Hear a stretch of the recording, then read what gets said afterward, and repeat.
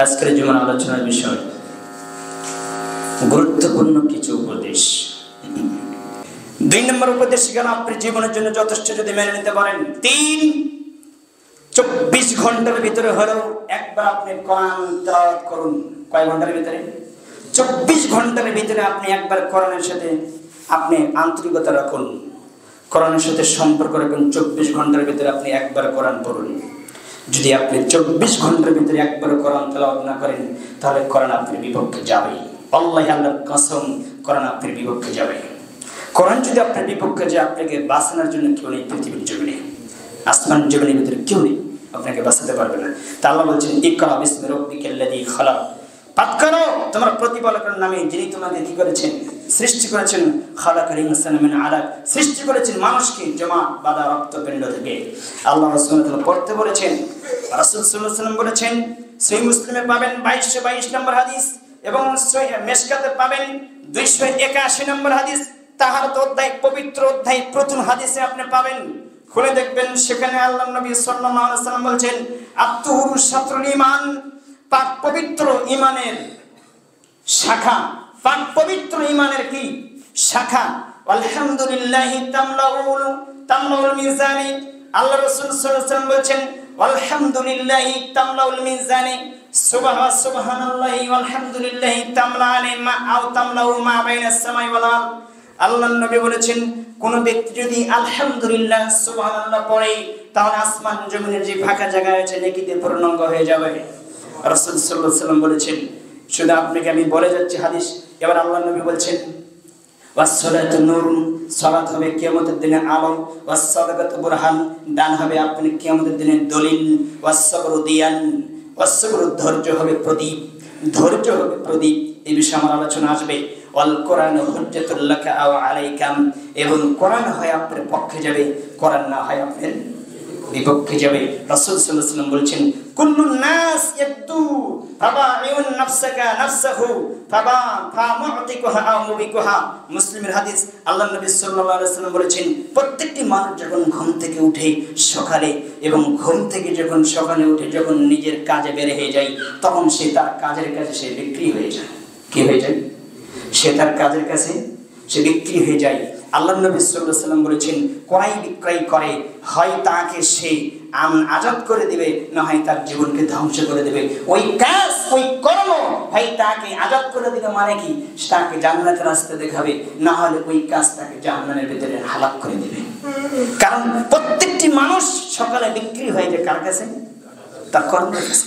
তার কর্মটা কি? সেটা হালাল না হারাম? যদি হালাল হয় তাহলে আপনি হালাল পন্থে চললেন, আর যদি হারাম হয় তাহলে আল্লাহ নবী বলছেন ওই কর্ম তাকে হালাক করে দিবে, ওই কর্মই তাকে ধ্বংস করে দিবে। এটা হচ্ছে আপনার 3 নম্বর উপদেশ। 24 ঘন্টার ভেতরে হলো আপনি একবার কি করতে হবে? কোরআন পড়েন। তো কিছু মনে হয় না? দিন রাত ইনকাম করেন এটা বুঝেন, কিন্তু কোরআন যে পড়তে হবে এটা বুঝেন না। কই বুঝেন? কোথায় আমি দেখি না।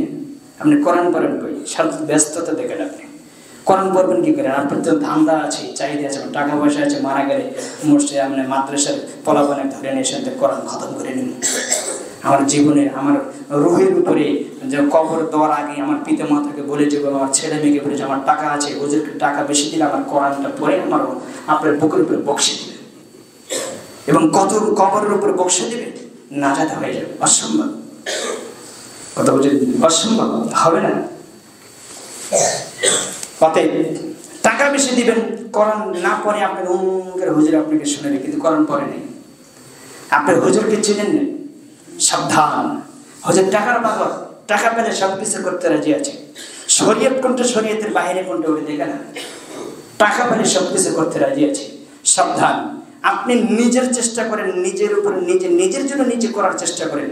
যদি কিছুই না পারেন, তেলাওয়াত যদি না পারেন, তাহলে সূরা ইখলাস 3 বার পড়বেন। কয়বার? দিনে 24 ঘন্টার ভিতরে সূরা ইখলাস একটু কোরআনটা ধরেন, হাতে ধরেন, ধরে একটু সূরা ইখলাসটা 3 বার পড়েন। আল্লাহ নবী বলছেন, কোন ব্যক্তি যদি সূরা ইখলাস 3 বার পড়ে, 30 পারা কোরআন বলে যত নেকি হবে, সূরা ইখলাস 3 বার পড়লে তত নেকি হবে। সূরা কাফিরুন 4 বার পড়লে, পুরো কোরআন পড়লে যত নেকি হবে, সূরা কাফিরুন 4 বার পড়লে তত নেকি হবে। রাসূল সাল্লাল্লাহু আলাইহি ওয়াসাল্লাম বলেছেন কাসরুন ফিল জান্নাহ, কোন ব্যক্তি যদি সূরা ইখলাস দিনের ভিতরে 24 ঘন্টার ভিতরে যদি 10 বার সূরা ইখলাস তেলাওয়াত করে তাহলে বিশাল প্রাসাদ জান্নাতের ভিতরে আল্লাহ রেডি করেন। সুবহানাল্লাহ। কোরআনের আসল মর্যাদা আছে। আপনি বুঝেননি কোরআন আল্লাহর সৃষ্টি না, কোরআন আল্লাহর জাত। যে ব্যক্তি সালাতের দিনে 5টা আয়াত তেলাওয়াত করবে, যার তেলাওয়াতের আয়াত লম্বা হবে এবং তেলাওয়াতের আয়াত বেশি হবে, 20টা 30টা 40টা 50টা আয়াত তেলাওয়াত করবে, একটা আয়াত পড়লে একটা মুঠ দান করলে যত নেকি হবে, একটা আয়াত পড়লে তত নেকি হবে। রাসূল সাল্লাল্লাহু আলাইহি ওয়াসাল্লাম বলেছেন, আপনাকে আমি বোঝাতে পারবো না, এই জীবনে যদি নেকি কামাই করতে চাই, ইনকাম করতে চাই, অল্প শ্রমে অল্প পরিশ্রমে সবচেয়ে বেশি নেকি হয় কোরআন তেলাওয়াতে। অথচ ওটার থেকে আপনি দূরে। আর যারা কোরআন পড়তে চায় পড়ে এবং তাদেরকে মহাব্বত করতে জানেন না, কারণ আপনার অন্তর তো সীমা, অন্তর তো শয়তানের এজেন্ট, আপনার অন্তরের সাথে শয়তানি কাজ করে। যার অন্তরে নাই কোরআন তার অন্তর হচ্ছে শয়তানের বাসা, তার অন্তরে কোনো ভালো জিনিস কাজ করে না। কারণ যার হৃদয়ে আছে কোরআন, কারণ কোরআনের নাম 55টি, একটা নাম হচ্ছে কোরআন নূর। কোরআন নূর, কোরআন দিয়া, কোরআনুল হুদা, কোরআনুল ফুরকান, এগুলো আছে না? কোরআনুল কারীম, কোরআনুল হাকিম, কোরআনুল মাজিদ, এগুলো কোরআনের নাম। কোরআন হচ্ছে নূর। আল্লাহ বলছেন আমি যার উপর নাজিল করেছি তিনিও নূর। নূর মানে তিনি সৃষ্টিগতভাবে নূর নয়, কিন্তু আমি আল্লাহ যাকে যেটা দিয়েছি সেটা কি নূর। কিন্তু তার কাছে আমি যেটা দিয়েছি সেটা নূর। তার কাছে নূর ছিল, আলো ছিল। তিনি সৃষ্টিগতভাবে তিনি মাটির তৈরি। কথা বুঝেনি? তিনি মাটির তৈরি, কিন্তু তার কাছে আমি যেটা পাঠিয়ে দিয়েছি সেটা কি, সেটা নূর। তো বুঝেন না আপনি কি এটা কোরআন যে কি জিনিস আপনাকে আমি বুঝাতে পারিনি। আল্লাহ তোমায় বোঝার এবং আল্লাহ তুমি তৌফিক দান করো। 24 ঘন্টার ভিতরে হলে আপনি কোরআনের সাথে সুসম্পর্ক রাখবেন, করেন ইনশাআল্লাহ। এবং ছেলে মেয়েকে আপনি তাগিদ দেন, তেলাওয়াত করেন। বাসায় যত বেশি তেলাওয়াত করবেন তত শয়তান বেশি আপনার বাসা থেকে বেরিয়ে যাবে, শয়তান কাজ করতে পারবে না। আল্লাহ তোমাদের বুঝ দান করো, আল্লাহ আমিন। 4 নম্বর উপদেশ হচ্ছে 2 জন মানুষ যেখানে বসে আছে সেখানে আপনি 3য় জন বসবেন না। এটা হচ্ছে 4 নম্বর আমার উপদেশ। 2 জন মানুষ যেখানে বসে থেকে গল্প করছে 3য় জন আপনি সেখানে অংশগ্রহণ করবেন না। দেখছেন কোরআন হাদিসের কথা বলছে তারা আপনি শুনবেন, দেখছেন যে একে অপরে আরেকজনের আলাপ চলছে, ওখান থেকে কেটে পড়েন। ওয়াইলুল লিকুল্লি হুমাযাতিল লুমাযা, দুর্ভোগ এমন ব্যক্তিদের জন্য যারা মানুষের সামনাসামনি মানুষের পিছনে বদনাম করে, এরা ধ্বংস হবে, এরা হালাক হবে, এরা ভালো মানুষ নয়। রাসূল সাল্লাল্লাহু আলাইহি ওয়াসাল্লাম বলেছেন লা ইয়াদখুলুল জান্নাতা, জান্নাতে প্রবেশ করবে না কাত্তাতুন। আল্লাহ রাসূল বলেছেন ওয়াফিরিয়াতিন নাম্মামুন, যারা চগলখড়ি করে, পরনিন্দা করে এবং একে অপরের সমালোচনা করে, এরা জান্নাতে যাবে না। আপনাকে আমি একটা জিনিস বোঝাই, রাসূল সাল্লাল্লাহু আলাইহি ওয়াসাল্লাম বলেছেন, আপনি মিশকাতে পাবেন, হাদিসটি বুখারীতে পাবেন। রাসূল সাল্লাল্লাহু আলাইহি ওয়াসাল্লাম বলেছেন আতাদরুনা মা আকসারু মা ইয়াদখুলুন নাসুল জান্নাতা। আল্লাহ নবীকে প্রশ্ন করলেন সাহাবীরা, কোন জিনিস মানুষকে বেশি জান্নাতে নিয়ে যাবে? রাসূল সাল্লাল্লাহু আলাইহি ওয়াসাল্লাম বললেন, কোন জিনিস মানুষকে বেশি জান্নাতে নিয়ে যাবে জানো? সেটা হচ্ছে তাকওয়াল্লাহ, যার ভিতরে আল্লাহর ভয় বেশি আছে তারা জান্নাতে যাবে। ওয়া হাসনুল খুলুক, যার চরিত্র ভালো সে জান্নাতে যাবে। আতাদরুনা মা আকসারু মা ইয়াদখুলুন নাসান নারা, কোন জিনিস মানুষকে বেশি জাহান্নামে নিয়ে যাবে? রাসূল সাল্লাল্লাহু আলাইহি ওয়াসাল্লাম বলেন আল ফাম, মানুষের মুখ। কি নিয়ে যাবে জাহান্নামে? মানুষের মুখ। ওয়াল ফারাজ, মানুষের মানে 2 পায়ের মাঝখানে যে লজ্জাস্থানে যে হেফাজত করবে না, এটা জাহান্নামে নিয়ে যাবে। আর মানুষের মুখ মানুষের জাহান্নামে নিয়ে যাবে। বর্তমান ইলেকশন হয়নি, বদনাম শুরু হয়ে গেছে, কথা ঠিক কিনা? কত যে বদনাম, ভাই ভাইয়ের বদনাম, বোন বোনের বদনাম, একে অপরের বদনাম চলছে। শুধু এটাই নিয়ে ব্যস্ত, কোরআন পড়বে কখনো?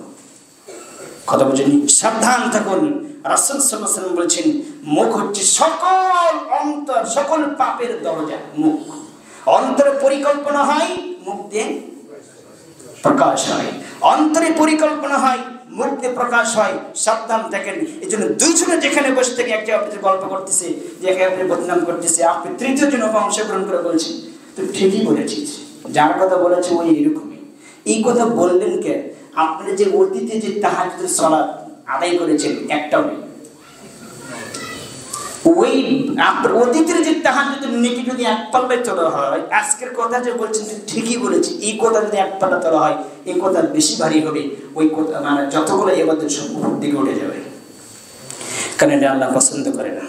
মা আয়েশা হাফসা রাদিয়াল্লাহু আনহার কথা বলছেন যে আপনি রাসূল সাল্লাল্লাহু আলাইহি ওয়াসাল্লাম বলছেন হাফসা মেয়েটা খুব ভালো, মানে কে বলছেন, তো রাসূল সাল্লাল্লাহু আলাইহি ওয়াসাল্লামের স্ত্রী আয়েশা বলছেন আপনি খালি ওই খাটো একটা মহিলার কথা বারবার আমার কথা বলেন, তার কথা আমার কাছে বলেন। রাসূল সাল্লাল্লাহু আলাইহি ওয়াসাল্লাম বলছেন যে সুবহানাল্লাহ, তুমি কি বললে? তোমার এই কথা যদি আমি সমুদ্রের ভিতরে ছেড়ে দেই, সমুদ্রের পানি সব কালো হয়ে যাবে। আর কথা বুঝেননি? অথচ ওই পাপ না আমরা বেশি। রাসূল সাল্লাল্লাহু আলাইহি ওয়াসাল্লাম আরেক হাদিসে উল্লেখ করেছেন কি একে অপরের দুইজন বদনাম করেছে, চট করে আপনি উপস্থিত হয়েছেন, দুজনে বদনাম বন্ধ করে দিয়েছেন।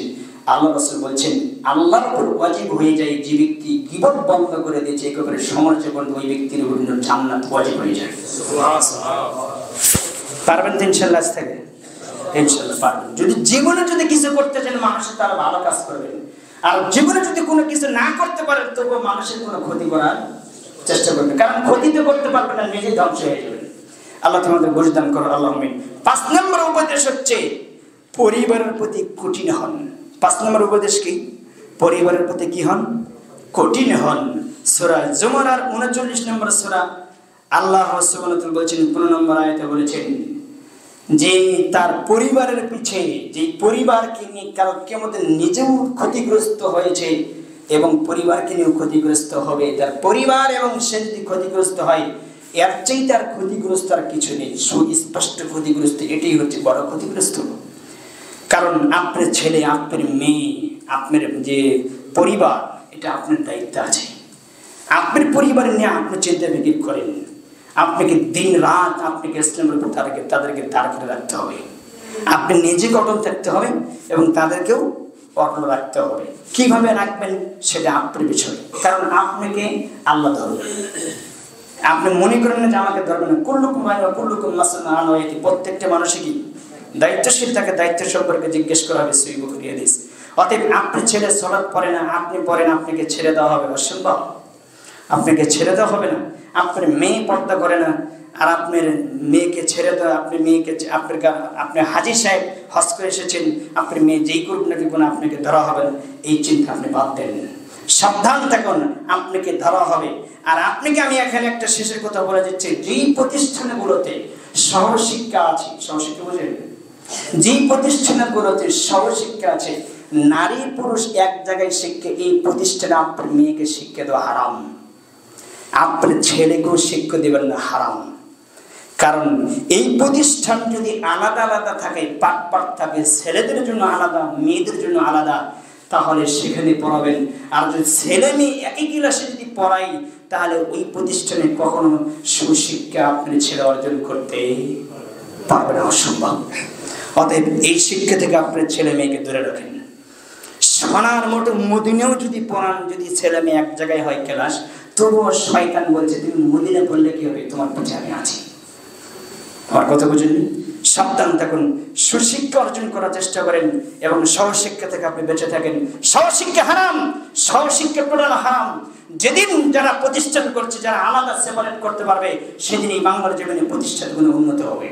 ছেলে মেয়ে যেখানে এক জায়গায় থাকবে সেই প্রতিষ্ঠানে পড়ানো যাবে না।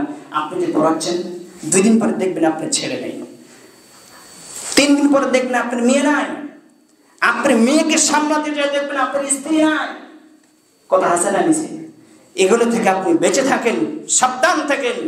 যত কঠোর রাখতে পারেন পরিবারকে, আপনার 5 টাকা ইনকামের চাইতে পরিবারকে ইসলামের উপর, দিনের উপর রাখা আপনার জীবনে একান্ত 100% খরচ। আর কথা বলছেন, জীবিকা নির্বাহী ইনকাম করতে পারলে আপনাকে মর্দে মুজাহিদ, আপনাকে কে বলেছে? পরিবারকে সুশিক্ষা দিয়ে এবং ইসলামের উপর দাঁড় করে রেখে হালাল খাদ্য খেয়ে যে পরিবার টিকে থাকতে পারে, সেটা হচ্ছে আসল পরিবার। আল্লাহ তোমাদের বোঝার এবং মারা তুমি তৌফিক দান করো, আল্লাহ আমিন। 5 নম্বর যে উপদেশ দিলাম, পরিবারের প্রতি কঠোর হন, ছেলে মেয়েদের প্রতি কঠোর হন এবং লাঠি ঝুলে রাখেন। এবং সব জায়গায় আদর চলে না, সব জায়গায় ভালোবাসা চলে না।